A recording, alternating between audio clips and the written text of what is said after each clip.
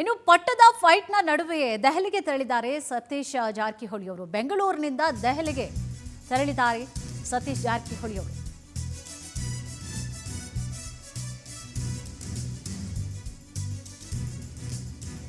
ಇವತ್ತು ದೆಹಲಿಯಲ್ಲಿ ಹೈಕಮಾಂಡ್ ನಾಯಕರನ್ನ ಭೇಟಿ ಮಾಡುವಂತಹ ಸಾಧ್ಯತೆಗಳಿದೆ. ರಣದೀಪ್ ಸಿಂಗ್ ಸುರ್ಜೇವಾಲಾ ಅವರನ್ನ ಭೇಟಿ ಮಾಡುವಂತಹ ಸಾಧ್ಯತೆಗಳಿದೆ. ರಾಜ್ಯ ಕಾಂಗ್ರೆಸ್ ಉಸ್ತುವಾರಿ ರಣದೀಪ್ ಸಿಂಗ್ ಸುರ್ಜೇವಾಲಾ ಅವರನ್ನ ಇವತ್ತು ಭೇಟಿ ಮಾಡುವಂತಹ ಸಾಧ್ಯತೆಗಳು. ರಾಜ್ಯದ ವಿದ್ಯಮಾನಗಳ ಬಗ್ಗೆ ಚರ್ಚೆಯನ್ನ ನಡೆಸಲಿದ್ದಾರೆ ಸತೀಶ್ ಜಾರಕಿಹೊಳಿ ಅವರು. ಪಟ್ಟದ ಫೈಟ್ ಈಗ ಮತ್ತೆ ಮುನ್ನೆಲೆಗೆ ಬರ್ತಾ ಇದೆ. ಸಿಎಂ ಬದಲಾವಣೆಯ ಅಥವಾ ನಾಯಕತ್ವ ಬದಲಾವಣೆಯ ವಿಚಾರಕ್ಕೆ ಸಂಬಂಧಪಟ್ಟ ಹಾಗೆ ಈಗ ಮತ್ತೆ ಬೈ ಎಲೆಕ್ಷನ್ ಆಗ್ತಿದ್ದ ಹಾಗೆ ಮುನ್ನೆಲೆಗೆ ಬರ್ತಾ ಇದೆ. ಸೆಪ್ಟೆಂಬರ್ ಕ್ರಾಂತಿ, ಅಕ್ಟೋಬರ್, ನವೆಂಬರ್, ಡಿಸೆಂಬರ್ ಎಲ್ಲ ದಾಟ್ಕೊಂಡು ಓಕೆ ಜನವರಿಗಾಗತ್ತೆ, ಹೊಸ ವರ್ಷಕ್ಕೆ ಹೊಸದಾಗಿ ಏನಾದರೂ ಗಿಫ್ಟ್ ಕೊಡ್ತಾರೆ, ಹೀಗೆ ಸಾಕಷ್ಟು ಕೇಳ್ಕೊತಾನೆ ಬರ್ತಾ ಇದ್ದೀವಿ.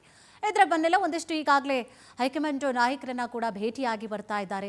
ಜೊತೆಗೆ ಸತೀಶ್ ಜಾರಕಿಹೊಳಿ ಅವರು ಕೂಡ ಇವತ್ತು ಹೈಕಮಾಂಡ್ ನಾಯಕರನ್ನ ಭೇಟಿ ಮಾಡುವಂತಹ ಸಾಧ್ಯತೆಗಳಿದೆ. ಬಟ್ ಯಾವ ವಿಚಾರಗಳ ಬಗ್ಗೆ ಮಾತನಾಡ್ತಾರೆ ಇದು ಪ್ರಶ್ನೆಯಾಗಿದೆ. ಇದೇ ವಿಚಾರ ಸಂಬಂಧವಾಗಿ ಹೆಚ್ಚಿನ ಮಾಹಿತಿಯನ್ನು ಕೂಡ ನೀಡ್ತಾ ಹೋಗ್ತಾರೆ ನಮ್ಮ ಪ್ರತಿನಿಧಿ ರೂಪೇಶ್. ಇವತ್ತು ಸತೀಶ್ ಜಾರಕಿಹೊಳಿ ಅವರು ಹೈಕಮಾಂಡ್ ನಾಯಕರನ್ನ ಭೇಟಿ ಆಗುವಂತಹ ವಿಚಾರಗಳು ಏನಿರಬಹುದು? ಜೊತೆಗೆ ಈಗಾಗಲೇ ಡಿಕೆಶಿ ಅವರು ಸೈಲೆಂಟ್ ಆಗಿದ್ರು ಕೂಡ ಅವರ ಆಪ್ತರು ಬ್ಯಾಟಿಂಗ್ನ ಮಾಡ್ತಾ ಇದ್ದಾರೆ. ಅವರ ವಿಚಾರಕ್ಕೆ ಸಂಬಂಧಪಟ್ಟ ಹಾಗೆ ಅವರು ಸಿಎಂ ಆಗಬೇಕು ಅಂತ ಹೇಳಿ ಒಟ್ಟಾರೆಯಾಗಿ ಎಲ್ಲ ಮಾಹಿತಿಯನ್ನು ನೀಡೋದಾದ್ರೆ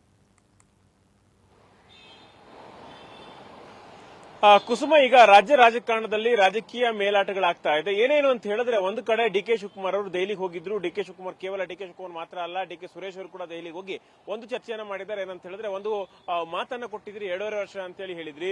2.5 ವರ್ಷ ಬಳಿಕ ಅಧಿಕಾರವನ್ನ ಬಿಟ್ಟುಕೊಡೋದಾಗಿ ಹೈಕಮಾಂಡ್ ಹೇಳಿತ್ತು. ಆದ್ರೆ ಈಗ ಆ ಮಾತನ್ನ ನಡ್ಕೊಂಡಿಲ್ಲ.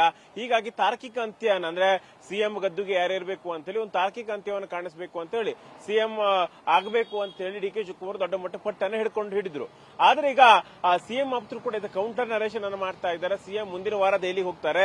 ಸಿಎಂ ದೆಹಲಿ ಹೋಗ್ಲಿಕ್ಕಿಂತ ಮುಂಚೆನೆ ಸಿಎಂ ಆಪ್ತ ಸತೀಶ್ ಜಾರಕಿಹೊಳಿ ಅವರು ದೆಹಲಿಗೆ ಹೋಗಿದ್ದಾರೆ. ದೆಹಲಿಗೆ ಹೋಗಿ ಒಂದು ಕೆಪಿಸಿ ಅಧ್ಯಕ್ಷರ ಹುದ್ದೆಯನ್ನ ಕೇಳೋದು, ಮತ್ತೊಂದು ಸಂಪುಟ ವಿಸ್ತರಣೆ ಆಗಬೇಕು ಅಂತ ಹೇಳಿ. ಈಗ ಸದ್ಯಕ್ಕೆ ರಾಜ್ಯದಲ್ಲಿ ಇರ್ತಕ್ಕಂಥ ಒತ್ತಡ ಏನಂತ ಹೇಳಿದ್ರೆ, ಶಾಸಕರೆಲ್ಲ ಹೇಳೋದೇನು, ಸಿಎಂ ಬದಲಾವಣೆ ಆಗ್ಲಿ ಅಂತೇಳಿ ಶಾಸಕರು ಸಿಎಂ ಈಗ ಡಿಸಿಎಂ ಅವರ ಆಪ್ತರು ಮಾತ್ರ ಹೇಳ್ತಾ ಇದ್ದಾರೆ. ಆದ್ರೆ ಅತಿ ಹೆಚ್ಚು ಶಾಸಕರು 50ಕ್ಕೂ ಹೆಚ್ಚು ಜನ ಶಾಸಕರು ಹೇಳ್ತಿರೋದು ಒಂದೇ, ಏನಂತ ಹೇಳಿದ್ರೆ ಈಗ ರಾಜ್ಯದಲ್ಲಿ ಸಂಪುಟ ವಿಸ್ತರಣೆ ಆಗಬೇಕಾಗಂದ್ರೆ 2 ವರ್ಷ ಆಗಿರುವಂತ ಕಾರಣ ಅವರಿಗೆ ಈಗ ಅವ್ರನ್ನ ತೆಗೆದು ಮತ್ತೆ ಉಳಿದವರಿಗೆ ಅವಕಾಶ ಮಾಡಿಕೊಡ್ಬೇಕು ಅಂತ ಹೇಳಿ ಬೇಡಿಕೆ ನೀಡ್ತಾ ಇದ್ದಾರೆ. ಈ ಸಂಬಂಧಪಟ್ಟಂತೆ ದೆಹಲಿಗೂ ಕೂಡ ಬಂದು ಹೋಗಿದ್ದಾರೆ. ಹೀಗಾಗಿ ಈಗ ಸಂಪುಟ ವಿಸ್ತರಣೆ ಮಾಡಲಿಕ್ಕೆ ಸುಸಂದರ್ಭ ಅಂತ ಹೇಳಿ ಈಗ ಸತೀಶ್ ಜಾರಕಿಹೊಳಿ ಅವರು ದೆಹಲಿ ಹೋಗಿದ್ದಾರೆ. ಅಲ್ಲಿ ಹೈಕಮಾಂಡ್ ಭೇಟಿಯಾಗಿ ಈ ವಿಚಾರವನ್ನು ಮಂಡನೆ ಮಾಡ್ತಾರೆ. ಹಾಗೆ ಡಿಕೆ ಶಿವಕುಮಾರ್ ಅವರು ಕೆಪಿಸಿ ಅಧ್ಯಕ್ಷ ಆಗಿ 6 ವರ್ಷಗಳು ಆಗ್ತಾ ಬಂದಿದೆ.